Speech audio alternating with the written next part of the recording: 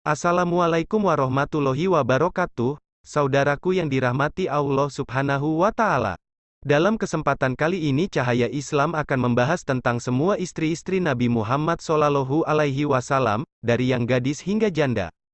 Di dalam sejumlah sirah nabawiyah disebutkan, keseluruhan istri Nabi Muhammad SAW ada 13. Abdul Hasan Ali Al-Hasani An-Natwi dalam sirah nabawiyah menyebut, tak ada perbedaan pendapat bahwa Nabi Muhammad SAW wafat dengan meninggalkan 9 orang istri.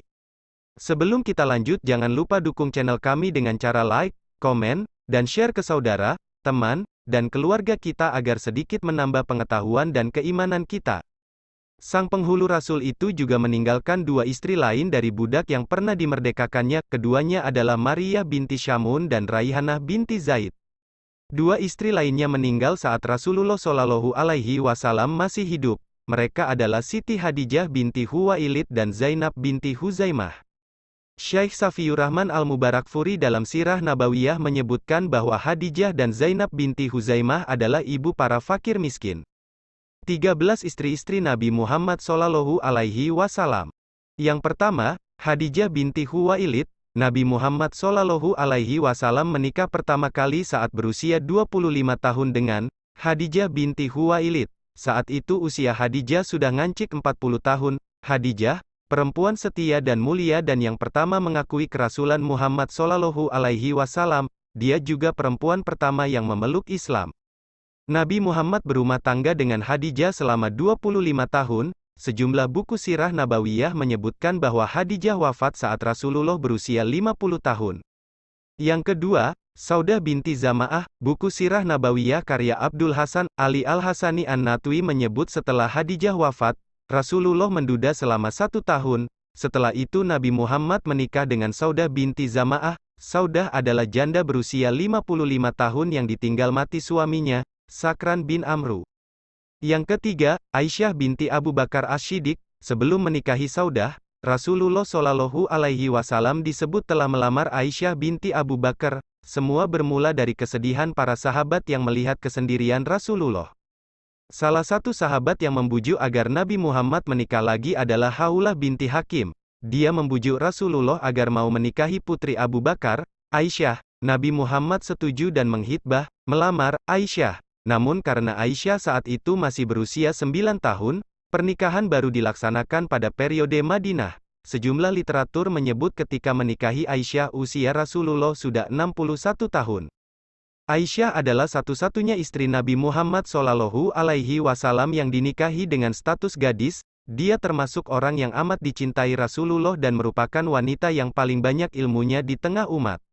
Yang keempat, Hafsah bin Umar bin Al-Khattab. Pada tahun ketiga Hijrah, Rasulullah SAW menikah dengan Hafsah bin Umar bin Al-Khattab. Hafsah adalah janda dari Hunais bin Hujafah As-Sahmi yang gugur dalam perang melawan kaum kafir Quraisy. Yang kelima, Zainab binti Huzaimah. Di tahun keempat Hijrah Rasulullah menikah dengan Zainab binti Huzaimah. Sebelum dinikahi Nabi Muhammad, Zainab adalah istri Abdullah bin Jahsy. Namun Abdullah bin Jahsy mati syahid saat perang Uhud yang terjadi 3 bulan setelah dia menikah dengan Zainab. Yang keenam, Ummu Salamah Hindun binti Abu Umayyah. Istri Nabi Muhammad berikutnya yakni Ummu Salamah Hindun binti Abu Umayyah. Sebelumnya dia adalah istri Abu Salamah yang meninggal dunia pada bulan Jumad Tsaniyah tahun 4 Hijriah, lalu dinikahi Rasulullah pada bulan Syawal pada tahun yang sama. Yang ketujuh, Zainab binti Jahsy bin Rayab.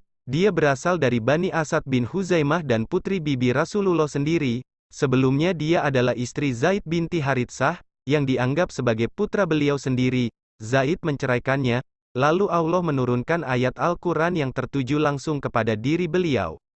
Maka tatkala Zaid telah mengakhiri keperluan terhadap istrinya, menceraikannya, kami kawinkan kamu dengan dia. Al-Ahzab 37. Yang kedelapan, Juwairiyah binti Al-Harits. Bapaknya adalah pemimpin Bani Mustalik dari Huza'ah. Tadinya Juwairiyah ada di antara para tawanan Bani Mustalik, yang kemudian bagian Sabit bin Qais bin Syammas. Lalu Rasulullah menebus dirinya dan menikahinya pada bulan Syaban tahun 6 Hijriah.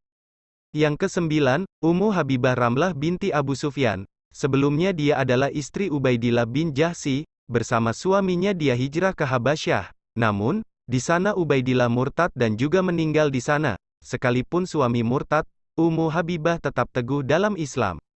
Rasulullah Shallallahu Alaihi Wasallam melamar Ummu Habibah Ramlah binti Abu Sufyan melalui Amr bin Umayyah ad-Damri. Saat itu sebenarnya Amr bin Umayyah ad-Damri diutus untuk menyerahkan surat Rasulullah kepada Raja Najasyi pada bulan Muharram 7 Hijriah. Setelah menyampaikan surat itulah, Amr bin Umayyah ad-Damri melamar Ummu Habibah Ramlah binti Abu Sufyan untuk Rasulullah. Yang ke-10, Safiyah binti Huyai bin Akhtab, dia berasal dari Bani Israel, yang sebelumnya dia salah seorang dari tawanan Khaybar.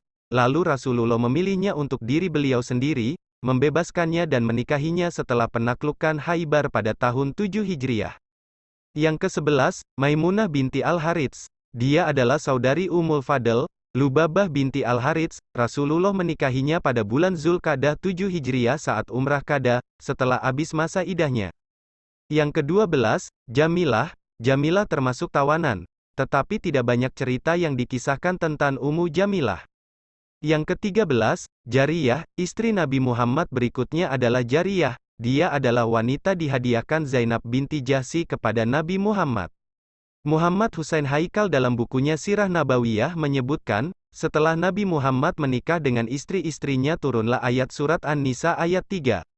Artinya, dan kalau kamu khawatir tak bisa berlaku adil terhadap hak-hak perempuan yang yatim, bila mana kamu mengawininya, maka kawinilah wanita-wanita lain yang kamu sukai, 2, 3 atau 4. Kemudian jika kamu takut tidak akan dapat berlaku adil, maka kawinilah seorang saja, atau budak-budak yang kamu miliki. Yang demikian itu adalah lebih dekat kepada tidak berbuat aniaya. Menurut Muhammad Husain Haikal, ayat ini turun pada akhir tahun ke-8 Hijrah, setelah Nabi kawin dengan semua istrinya, maksudnya untuk membatasi jumlah istri itu sampai 4 orang, sementara sebelum turun ayat tersebut pembatasan tidak ada.